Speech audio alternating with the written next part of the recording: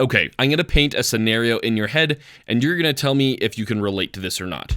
You have a lot of one item. For the sake of this video, we'll call that a collection. Whether that be action figures, knickknacks, toys, pops, whatever it may be, you have a lot of that item. And you're really proud of it. It's a part of your childhood, you've been collecting that for a long time. The problem is most of them right now are currently stuck in a box hidden away in storage. You see plenty of really cool displays all over the internet, but you look at the shelving and you do your research and find that most of the display shelves, the glasses, and the different things that they have set up cost upwards of thousands and thousands of dollars. So as somebody in this scenario, if you were to hypothetically create a display, it would then need to be able to accomplish 3 things. It would need to be affordable on a very low budget because we don't have all the money in the world to spend. It would need to be compact because the matter of fact is we don't have a ton of space. And third, it needs to be adaptable to the surroundings. It can't be one set shape because as you move from apartment to apartment over the years, it needs to be able to adapt to the different scenarios and rooms and spaces that you'll be able to set it up in. This video is going to be split into 2 individual parts on how to set up your display. The first part's going to be the shelving and the lights, and it's pretty self-explanatory, but this is going to explain how to set up what's going to support your collection so that it looks absolutely epic. The second part is going to be the figure orientation. For the sake of this video, we're going to pretend that your collection are action figures, and because of that, we need to figure out how to perfectly set up these figures in a manner that look great on the shelves that you've put up for them.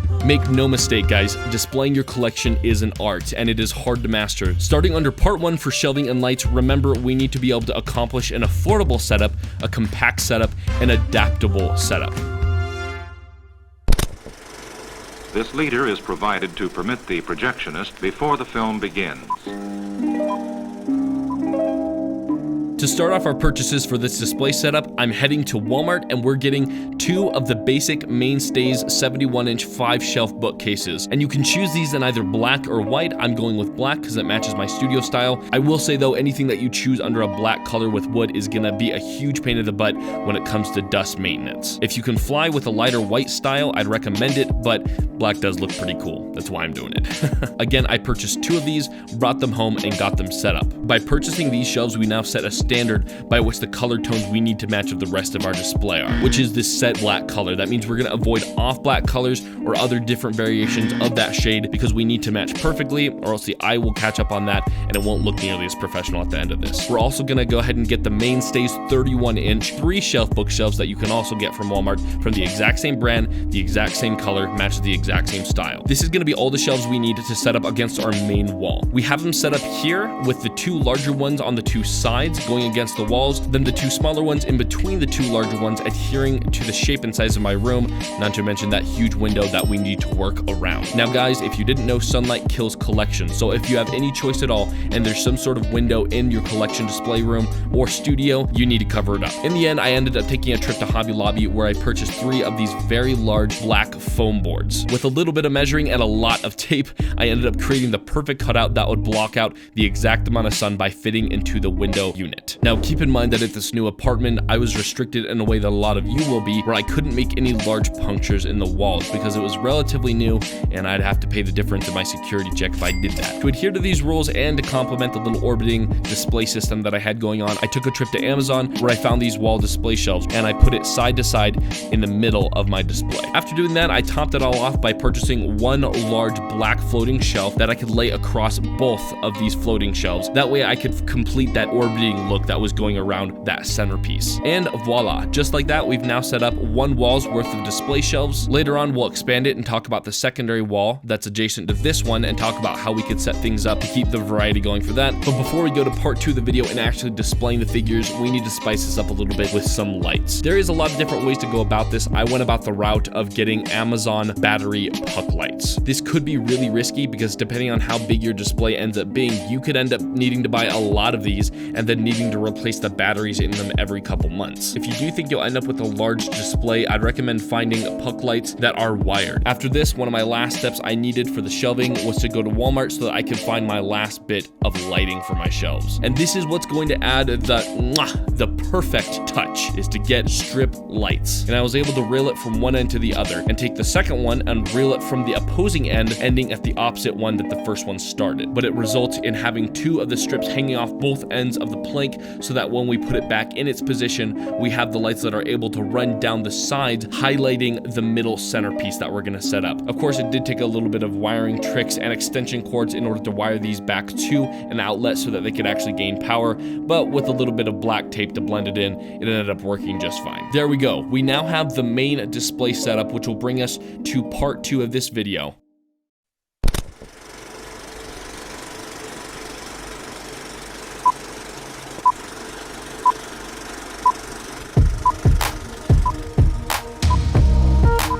This brings us to part 2 of the video, which is figure orientation. A lot of people do not get this right, and that's the difference between walking into somebody's home and thinking, oh look, a bunch of messy toys scattered over a shelf, versus wow, this is a professional and this looks absolutely fantastic. There are 3 things that we will constantly be adhering to when we are setting up the figure orientation on these display shelves. The first one is they need to be properly organized and displayed by their shape. The second one is they need to be displayed by their size. And the third one is they need to be displayed by their color. Let me explain this by starting off with shape. Now, if your collection mainly contains all of one certain body type of an action figure, or if you're collecting Transformers and they're all, for example, G1 styled characters, this won't be so challenging to master because they all have the same general humanoid body shape. The thing is, I have a lot of Bayverse characters, and you probably see where I'm going with this. A lot of them have wacky, crazy designs and shapes. The point is, you can kind of see why it does get pretty challenging to organize by shape. And the matter of fact is, if you put too many characters or action figures together with wacky different shapes, it can really screw up the look of the whole room and be really distracting. The second thing to adhere by is the size. And by size, I most specifically mean height. I see a lot of collectors that will display their figures and they'll bunch them all together, and you'll have 10 to 20 action figures that are the exact same height standing in front of and behind each other. The problem is, if you couldn't tell, you're not going to be able to see most of those because they're going to be hidden behind figures that are the exact same height, if not taller.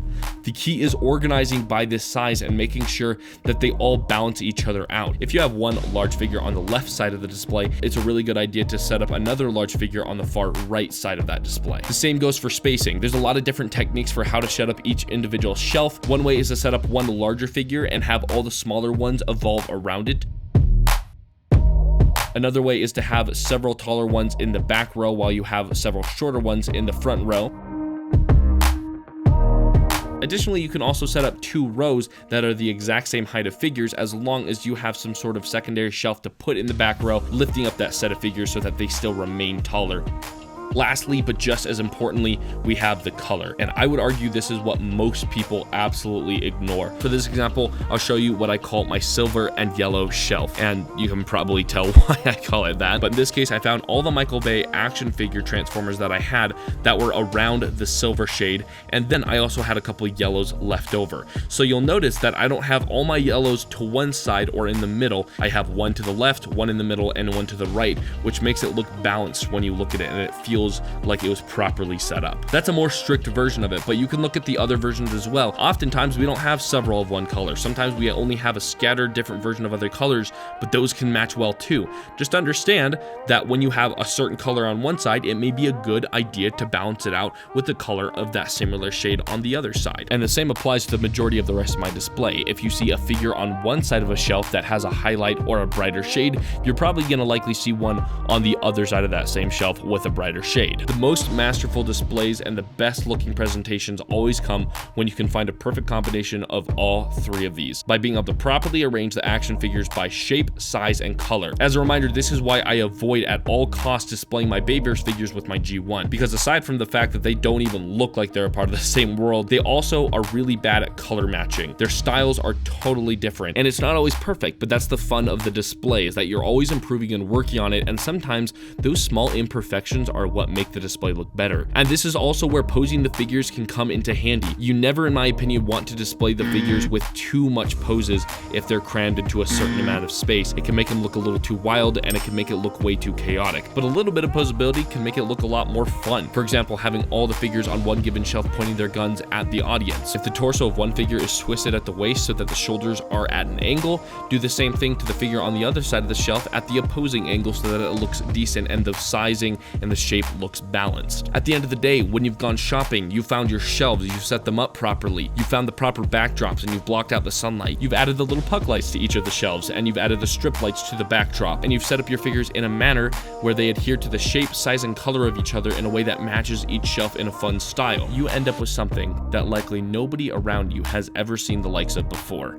Something like this.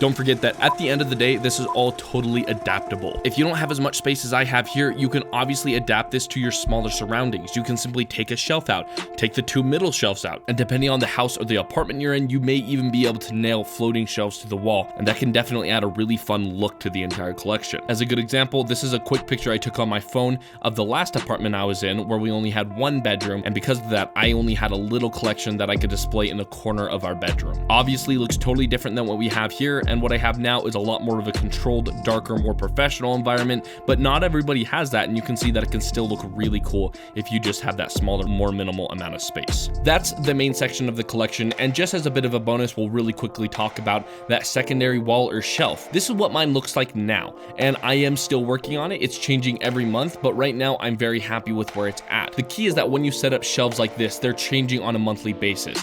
You want to keep it fun for you. Every time you take the figures down to dust the shelves, make sure to rearrange them in a way that's interesting and fun looking to you. For example, in this newer video that I made just a month and a half after I recorded this video, I rearranged everything so that my main centerpiece was transformed into the planet mode and put on the side wall. The other two shelves to the side of it are the same as the 31-inch 3-shelf Walmart ones that I have in the middle display. Now, in my perfect world, I'll admit that this table being here is not my perfect situation, nor is it exactly what I want, but nonetheless, it does look fine there right now. It is a unit that we had, and that's a really major part of setting up your display, is using what you have in order to make the best looking display possible. At the end of the day, we spent a fraction of what it would cost virtually anybody else to set this up, and that's because we were willing to spend time on it, and because, let's be honest, these are not the fanciest, nicest materials, but not a single soul would notice the difference when they walk in here. That's it for today though. Good luck setting up your display. It's not easy, but it is a lot of fun, and it's really rewarding. So when you take the time to do it, you end up with something that nobody has likely ever seen before. All right, that's it for today though. Later, guys.